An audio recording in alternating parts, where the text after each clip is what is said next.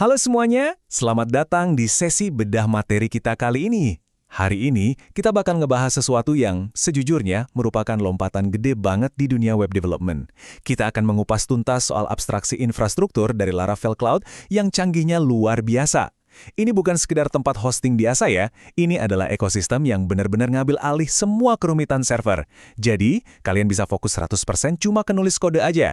Nah, di sesi ini, kita bakal bedah gimana sih cara mereka ngatasin tantangan paling bikin pusing pas deployment, yaitu dapat zero downtime dan ngamanin aplikasi kita di tingkat edge global. Semuanya otomatis di belakang layar. Pernah nggak sih ngebayangin punya kebebasan yang benar-benar mutlak sebagai developer? Kayak gini, kalian beres nulis kode yang keren, terus nge-push ke repo, dan boom, selesai. Udah gitu doang. Nggak ada lagi tuh ceritanya pusing ngatur konfigurasi server, atau begadang cemas mikirin server bakal down pas lagi rilis fitur baru. Nggak perlu juga repot-repot jadi ahli DevOps dadakan, cuma buat mastiin aplikasi online dengan aman. Gimana kalau semua sakit kepala urusan infrastruktur itu beneran hilang? Nah, mari kita selami realitas baru yang bakal kita kupas habis-habisan hari ini. 48 detik? Serius, ini bukan angka sembarangan loh. 48 detik ini adalah waktu nyata yang dibutuhin buat ngedeploy aplikasi baru dari nol di Laravel Cloud, berdasarkan uji coba real world yang didokumentasiin. Bayangin aja, kurang dari semenit sejak kalian klik tombol, aplikasinya udah langsung jalan di internet. Ini tuh ibarat trik sulap infrastruktur yang ngejadiin kecepatan dan kelancaran sebagai fokus utamanya.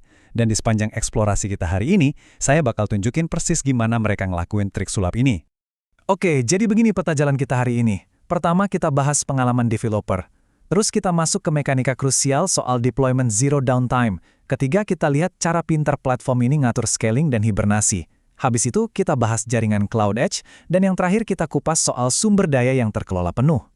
Kita mulai dari bagian pertama, pengalaman developer. Intinya, gimana biar kalian fokus ke kode kalian aja. Jadi, Laravel Cloud ini memang didesain spesifik banget buat support aplikasi Laravel, mulai dari PHP versi 8.2 sampai 8.5.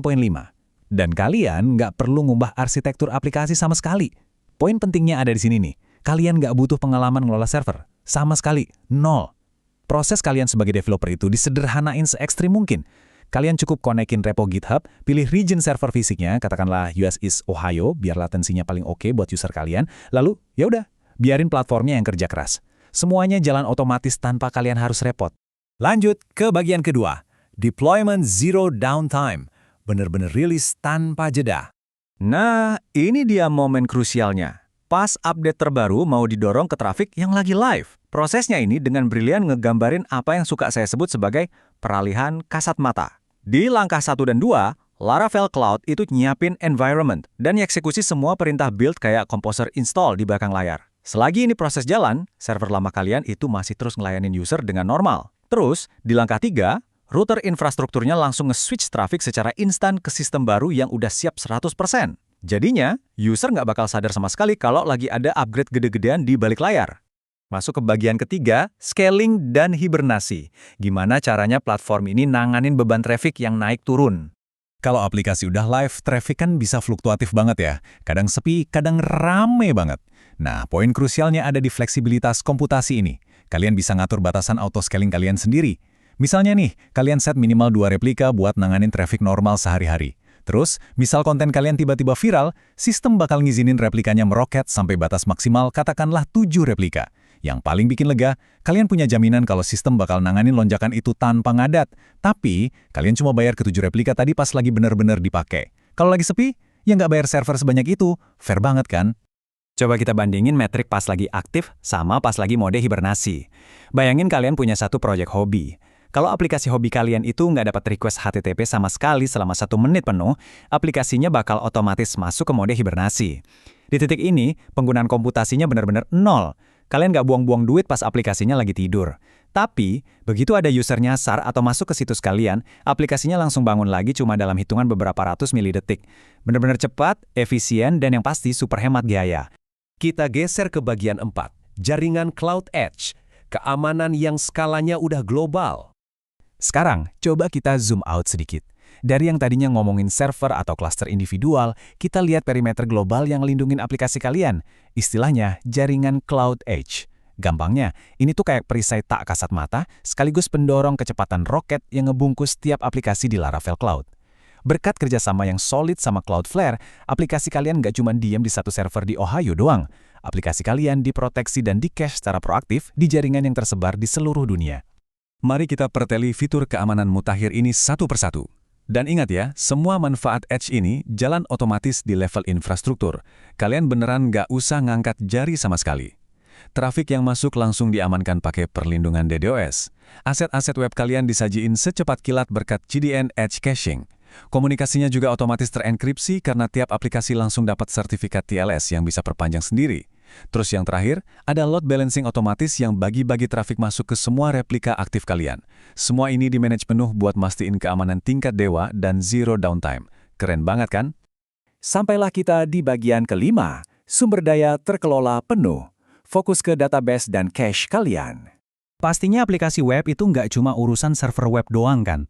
Di lapisan data, manajemennya juga ajaibnya sama praktis dan lepas tangannya. Developer bisa nambahin sumber daya ini literally cuma modal beberapa klik. Kalian butuh database? Tinggal pilih, mau pakai serverless Postgres 17 atau MySQL 8. Butuh cache? Ada Redis yang udah siap pakai. Butuh nyimpan file? Ada Laravel Object Storage. Dan persis kayak server komputasi tadi, database serverless ini bisa scale up secara dinamis dan, ini dia, bisa hibernasi juga. Cuma butuh 100 detik tanpa aktivitas, database-nya bakal tidur nyenyak buat nyelamatin budget bulanan kalian. Nah, yang menarik banget dari slide ini adalah gimana arsitektur ini nanganin urusan koneksi. Biasanya kan kita pusing tuh ya, copas-copas password. Di sini, begitu kalian klik tambahkan database atau tambahkan cache, platform ini otomatis nginjeksi semua kredensial koneksi itu langsung ke environment variable kalian. Kredensial buat database, queue, Redis, semuanya langsung nyambung tanpa perlu repot-repot nge-copy paste password panjang yang ribet itu. Semuanya terangkai sempurna, otomatis.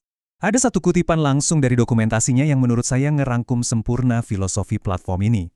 Secara obsesif dioptimalkan. Kata obsesif di sini benar-benar kerasa loh. Mereka udah ngebongkar tiap metrik, ngecek tiap potensi bottleneck, dan perhatiin tiap detik yang biasanya kebuang buat ngurusin infrastruktur. Lalu memusnahkan semua masalah itu demi komunitas Laravel.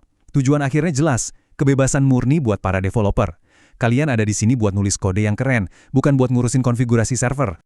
Jadi begitulah teman-teman, mulai dari proses deployment zero downtime yang bikin user kalian tetap nyaman tanpa gangguan, sampai proteksi edge global yang mastiin peretas tetap gigit jari di luar sana, semuanya udah beres diatur.